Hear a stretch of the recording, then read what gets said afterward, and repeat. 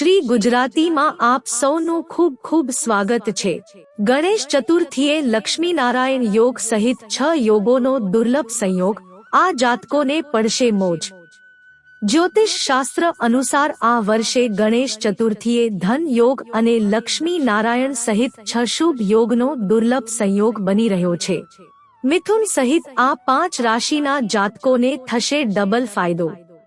જાણો કઈ છે તે લકી રાશિઓ। 1. 6 શુભ યોગનો સંયોગ।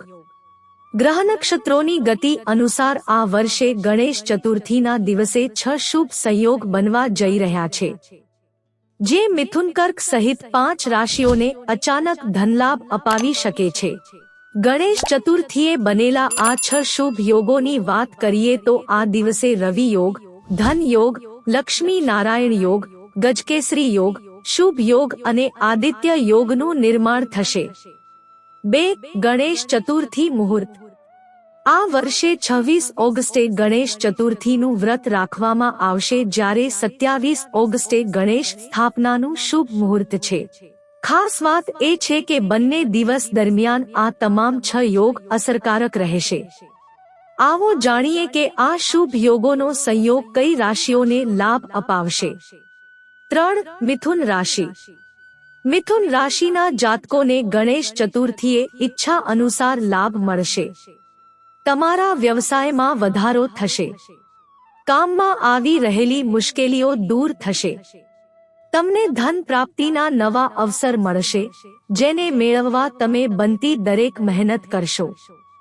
તમારી મહેનત રંગ લાવશે અને સારો નફો કમાઈ શકશો। પરિવારમાં સુખ સમૃદ્ધિ રહેશે। દાંપત્ય જીવન આનંદમય રહેશે। આ ગણેશ ચતુર્થી પર ગણેશ ચાલીસાનો પાઠ કરો। 4. કર્ક રાશિ।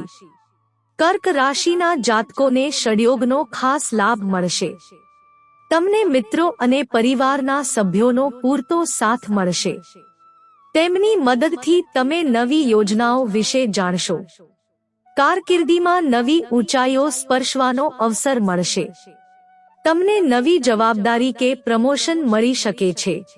લોકોનો વિશ્વાસ જીતવામાં સફળ થશો। જીવનસાથી સાથે સંબંધ મજબૂત બનશે। આ ગણેશ ચતુર્થી પર ગમ ગણપત્યે નમઃ મંત્રનો જાપ કરો। 5. સિંહ રાશિ। સિંહ રાશિના જાતકોને ગણેશ ચતુર્થીએ સકારાત્મક પરિણામો મળશે। જો તમે નવું કાર્ય શરૂ કરવા ઈચ્છો છો તો આ સમય ઉત્તમ છે। ખાસ કરીને સરકાર સંબંધિત કામોમાં તમને સારા પરિણામ મળી શકે છે। સરકારી ટેન્ડર મેળવવા પ્રયત્ન કરી રહ્યા છો તો સારા સમાચાર મળી શકે છે। પરિવારમાં પિતા કે પિતાતુલ્ય વ્યક્તિનો સાથ સહકાર મળશે। જીવનસાથી સાથેના સંબંધ પણ મધુર રહેશે। આ ગણેશ ચતુર્થી પર ગણેશજીને મોદકનો ભોગ અર્પણ કરો। 6. કન્યા રાશિ। કન્યા રાશિના જાતકોને ષડયોગથી અચાનક ધનલાભ થવાનો સંયોગ છે। ગણેશ ચતુર્થીએ તમારી રાશિમાં ધન યોગ બનશે। તેનાથી તમારી સુખ સુવિધામાં વધારો થશે। વેપારમાં અટકેલું ધન પાછું મળી શકે છે। પિતૃ સંપત્તિથી પણ લાભ મળવાની શક્યતા છે।